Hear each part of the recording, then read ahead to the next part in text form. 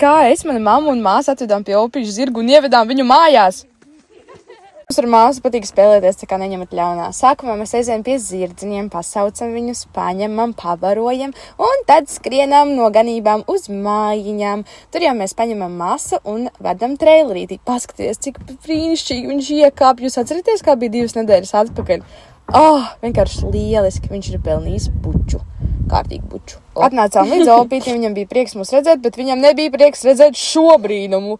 Jā, es ievedu masu mājā, konteineru mājā, tas ir kaut kas crazy. Jā. Desensitizācija aizgāja pārāk tālu.